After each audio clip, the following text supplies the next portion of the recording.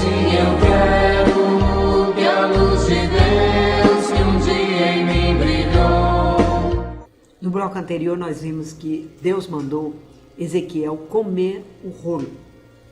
E o que ele queria, quando ele falou assim para Ezequiel, era no sentido de que Ezequiel digerisse a palavra. Deveria conhecer bem a sua palavra, porque ele tinha uma missão em seguida, levar para os outros. Era essa a sua missão, levar a palavra de Deus para toda a casa de Israel. Mas antes ele tinha que conhecer bem essa palavra. O próprio Cristo disse para o demônio no deserto, quando ele foi tentado: nem só de pão vive o homem, mas de toda palavra que sai da boca de Deus. Você pode conferir lá em Mateus, no capítulo 4, o versículo 4 também. Se nós amamos Deus, nós somos capazes de repetir como o salmista: suas palavras são mais doces do que o mel escorrendo dos favos. Imagine isso. Suas palavras são mais doces do que mel escorrendo do favo. E vamos nos convencer disso para fazer esse propósito de comer a palavra de Deus. Agora que você já sabe o sentido de comer, não vai achar estranho eu estar aqui falando que nós devemos comer a palavra de Deus. Então, o que nós temos que fazer é ler e muito a Sagrada Escritura, sabendo que nós nos estamos alimentando para a vida eterna. E alimentados, nós vamos aos outros. Porque se a missão foi para os profetas, essa missão hoje é para cada um de nós. Nós nos alimentamos em favor de nós mesmos, mas temos que nos alimentar também em favor dos outros. Levar a palavra para o nosso lar, levar a palavra para todos da nossa família, para todos os amigos, para todos os companheiros de trabalho e até para irmãos, né, que se dizem cristãos como nós e que podem não estar se alimentando devidamente dessa palavra.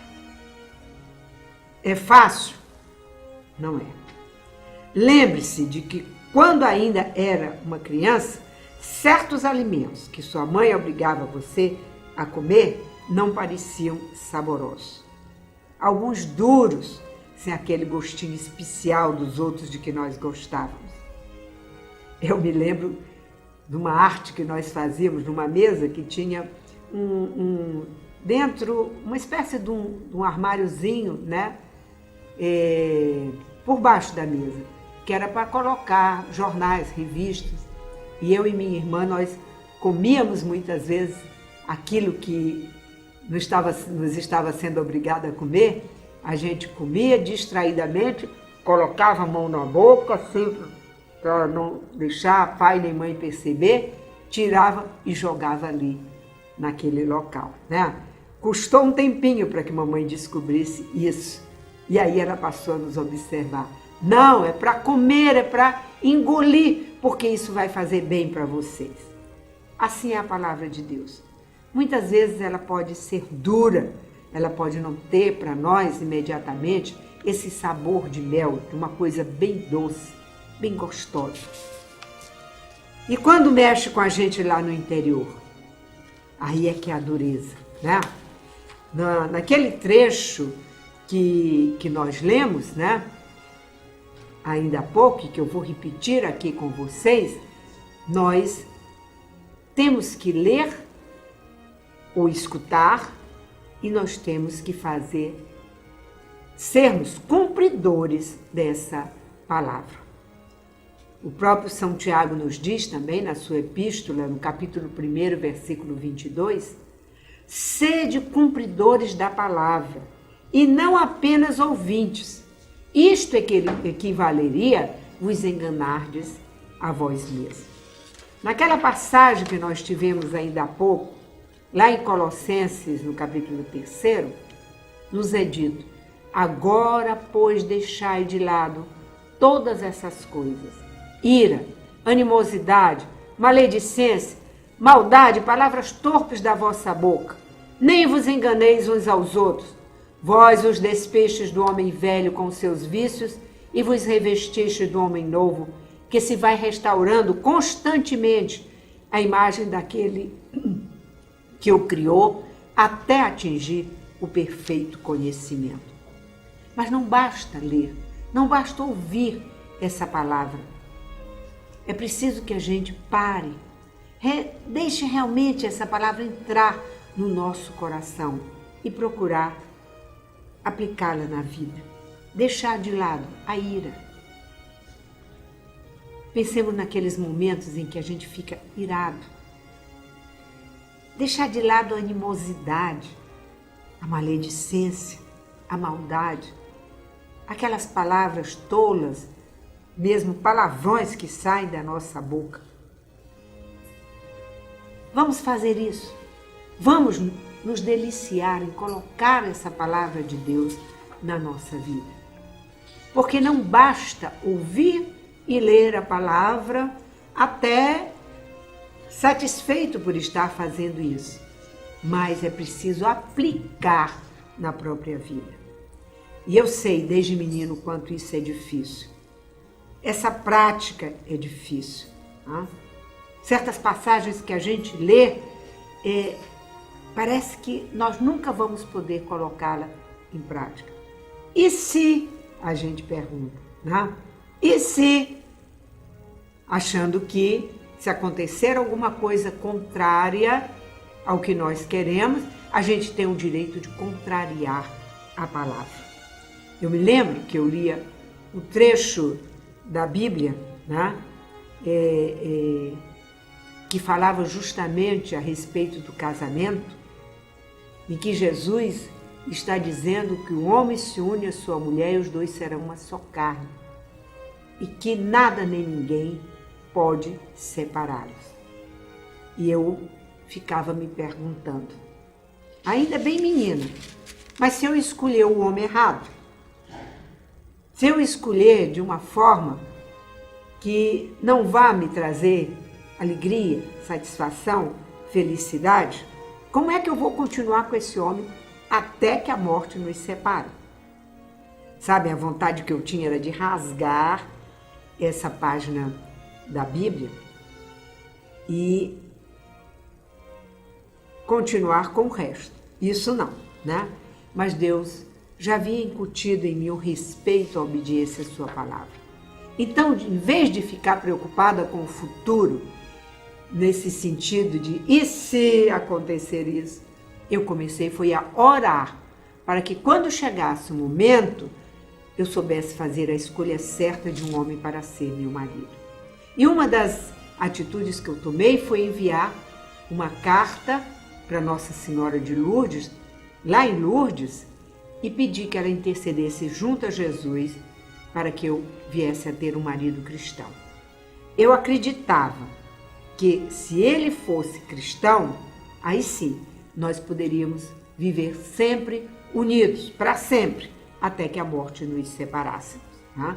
Eu poderia, então, cumprir a palavra de Deus. E Deus atendeu o meu pedido. Hoje eu estou casada há 52 anos e nunca me passou pela cabeça ao longo desses anos de me separar do meu marido, que foi sempre uma pessoa muito amada por mim e que sempre me amou. Essa palavra que eu guardei no meu coração e que me inspirou a rezar para ser cumpridora dela, eu a tenho levado para muitos jovens, para muitas pessoas, explicando que não se trata de pregar apenas o que nos agrada ou aquilo que nos parece possível de praticar, mas propagá-la como se apresenta, sem tirar nem pôr nada. Nós não podemos mexer na palavra, fazer uma interpretação nossa. Comer a palavra é se dispor a investir tempo na leitura e na meditação dela. Palavra que nos salva, palavra que nos liberta, palavra que nos cura, que nos faz homens e mulheres firmes na fé. Nós hoje tratamos de comer a palavra que é o próprio Jesus. Num próximo programa, mais adiante, se Deus permitir, nós vamos falar de comer o pão da vida, como está no capítulo 6º do Evangelho de João. Você já pode ir lendo esse capítulo, meditando em cada palavra de Jesus, afirmando, ele está ali afirmando ser o pão do céu, o pão descido do céu. E nós temos que nos alimentar desse pão. Foi dureza para muitos escutarem isso que Jesus estava dizendo, né?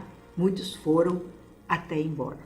Muitos dos discípulos, não eram simplesmente os estranhos, mas dos discípulos acharam dura a palavra de Jesus e foram embora.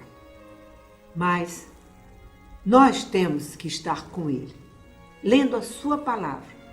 E quando nós tivermos essa dúvida, quando no nosso coração brotar essa dúvida de será que eu vou poder cumprir isso? Nós podemos dizer, sim, Senhor, eu quero cumprir a tua palavra, eu quero fazer a tua vontade.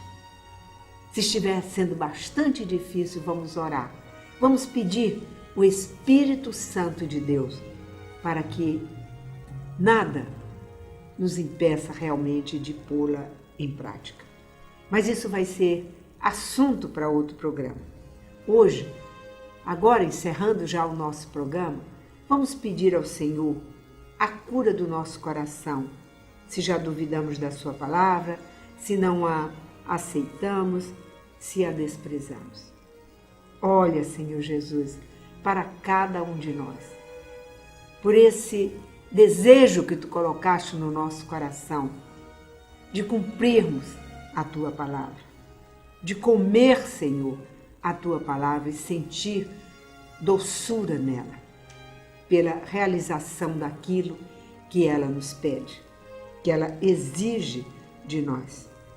Cura lá dentro do nosso coração aquilo que nos impede de aceitarmos a tua palavra. Vai, Senhor, naquele momento em que ocorreu alguma coisa que nos fez duvidar de que a tua palavra fosse verdade. Vai, Senhor, lá no mais íntimo de cada um de nós e nos liberta, Senhor, daquilo que nos aprisionou de modo a que nós ficássemos conformados pelo mundo e não nos deixássemos ser transformados pela renovação de nossa mente em relação à tua palavra. Senhor, nós te pedimos, abençoa cada um de nós, guarda cada um de nós e nos protege, Senhor, para que nós façamos aquilo que devemos fazer. Amém, Senhor. E até o próximo programa, se Deus permitir.